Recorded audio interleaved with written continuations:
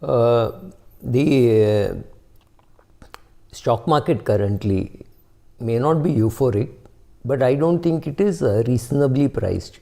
Having said that, I have always felt that there is nothing called a bull and bear phase in the market, in the sense that some industries or some sectors go up and some sectors don't go up. So always in the market you will find some sectors which are worth investing and some sectors which are worth selling, right? You will find that combination. So sometimes you may find that metals are going up, and so you may be buying metals. Sometimes you may feel that okay, commodity sugar is too high or steel is too high, and so let me be selling commodities, let me be buying FMCG, or let me be selling FMCG. So there is always this cycle which happens. But please understand, the sector which is doing well, you will be told that the trees just kiss the sky very soon, and therefore the prices are sustainable. There was a time when the valuation of DLF was more than the whole Tata group. Today it is impossible with the listed TCS doing so well, but there was a time when this actually happened, which was very clear to you that that was unsustainable. But we can't see it when we are in the middle of a bubble, right? So today, when you see a Zomato issue at a particular price, at a particular PE, or any other company at Tata Elxsi at a very high PE and a very high number of times to sales quoted in the market, you have no clue to know whether it is overpriced or not, whether you should sell, whether you should keep. It is very difficult for anybody to understand. So what happens is, every bull market will see some shares going absolutely bonkers at some unsustainably high price, and then it will come down and it will hurt. Now if this is a significant portion of your portfolio, it will hurt you.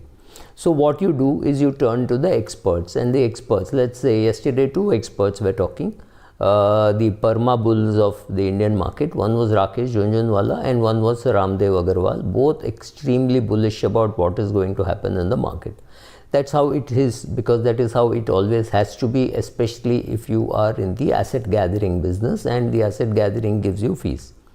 But also understand that you are not Mukesh Ambani, you are not Warren Buffett, you are not Charlie Munger, you are not Ramdev Agarwal, you are not Rakesh Jhunjhunwala. You are yourself. You know how much money you have invested in equities, what is your comfort level, and at what level you will panic, right? So somebody tells you that the trees will kiss the sky, that's fine for you to believe, but you also have to understand that you cannot make very big mistakes. So what are the kind of mistakes that I see people make? Well, when people come in a bull market and they do asset allocation, they want all their money to be in equities, right? They wouldn't mind pledging their father's golden tooth and borrowing against that and put money in equities. That's what they want. Every rupee should be in equity, even if they are business people and they have see, when you're doing business, your business is risk, right? So that money, whatever is worth, is equity, and your portfolio is equity. You don't want to hear debt, say, oh, debt mein kya return milta hai? There is no return that I get in debt. That's fantastic, but that is exactly why you should be doing asset allocation far more sensibly, right? So Ramdev Agarwal or a Rakesh Jhunjhunwala's lifestyle does not change whether the market is at 52,000, at 38,000 or at 102,000, right? It does not matter. It does not change. Their income and their expenses, there is absolutely no connection, right? The ability to have a portfolio which is so big that it does not matter. Beyond a level, it just does not matter. Let us assume for a minute that the income of Rakesh and Ramdev Agarwal could be different, but for a minute, if it is 100, their expenses would be less than 1 or 2 rupees, right? So it does not really change anything. Their dividend income is way ahead of their expenses. There is no connection between their investments and their lifestyle. So nothing changes for them. But for you, if you have 100 rupees to invest and you have put 90 rupees in equity, or you put 80 rupees, it became 90, or you put 70, it has become 90. It is time for you to take some money out and put it in debt, not because the market is going to fall, not because I told you, not because I did it. In fact, I am not doing it. I am not doing an asset allocation now. I am terribly overweight on equity, and I will always be like that, but I don't have a leverage position. Largely what happens for big investors, when they are bullish, they have borrowed money also in the market. For me, that will never happen. I will never have borrowings, and I will never invest borrowed money. I know how to borrow very sensibly, how to invest, but I'm not in that game at all. But these people would do it, typically, like Rakesh says, गाँव का पैसा भी market में है. If he feels the market is going to come down, he will sell off and he will repay the loan. That's fine. That's by him. You have to decide what you want to do with your portfolio. This is a terrible time to be allocating more and more to equity. It's a terrible time. Last week I met a industrialist, a businessman, and he wanted to put much more money into equity than he already had. I had to explain to him that his main business is risk, right? If your main business is, of course he is in some other business, there is no great risk. Even during pandemic he was doing very well. But do you want to take so much risk, and why do you want to take so much risk? So 50-year-old women, 50 plus women, I had them remove some money from their equity portfolio. They were about 80% in equity, and they were not picking the stocks themselves, they were not picking the funds themselves, they needed help. That is not a great symptom of wanting to be in equity. So I forced them to remove some money and put it into LIC pension plan, one pension to start in 5 years and one pension to start in 12 years, saying this is not going to increase your return, but it is going to reduce your risk, right? So in a bull market, everybody tells you, oh, the market will never come down. This is a new kind of a permanent high. The markets will sustain. India is such a big market, blah, blah, blah. The government is doing so much, so many airports, so planes will be flying all over the place, and the airlines will do well, hotels will do well. All that is true, all that is fantastic. But the question is, will you get upset if the portfolio falls? Will it make a major change in your life? Will you have to tell your parents, look, I can't come to visit you because I don't have money.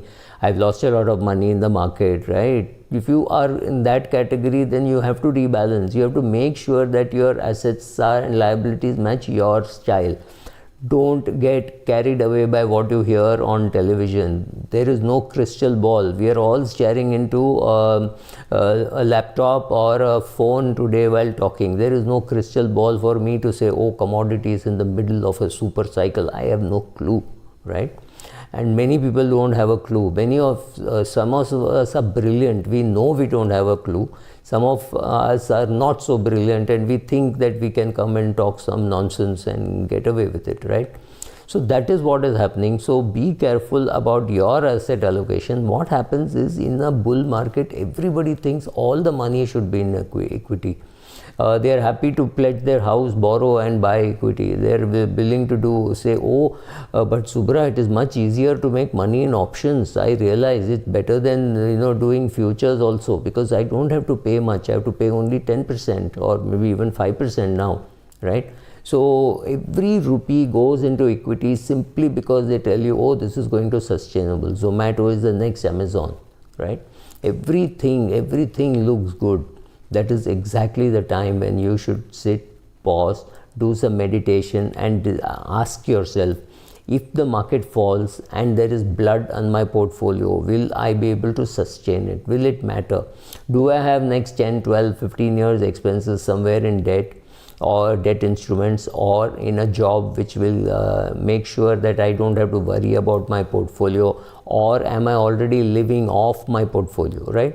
So you need to answer those questions, and those questions have to be answered only after a 1 hour session on meditation and having a very good investment advisor. Otherwise, it's very difficult to answer these questions. So find out for yourself. Don't get carried away by my videos or what Rakesh Jhunjhunwala says or what Ramdev Agarwal says. please understand, many people today even in YouTube are in asset gathering, or they are in helping people gather assets, which means they are advertising. So somebody will come and tell you, oh, the XYZ mutual fund, this scheme is doing very well. Understand whether there is a vested interest in talking about that scheme on that day because it has got an NFO, or because they want to relaunch it, or it was a closed scheme which has become open-ended. Find out what is happening. Everybody is selling something, right? I am selling books. Everybody has some product to sell something, therefore we are here. We are communicating with you. We are very happy that you are giving us your time. We are telling you it's free. It's not, because there are Google ads on which I make some money, not great amount of money, but some money. Or I hope that people look at my books and buy my books.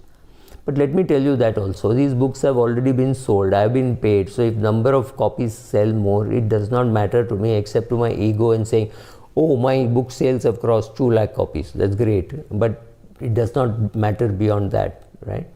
So understand the bull market, understand the mistakes you can make, be careful, do some meditation, reallocate your assets. Don't get carried away by experts. Their lives are very different from yours.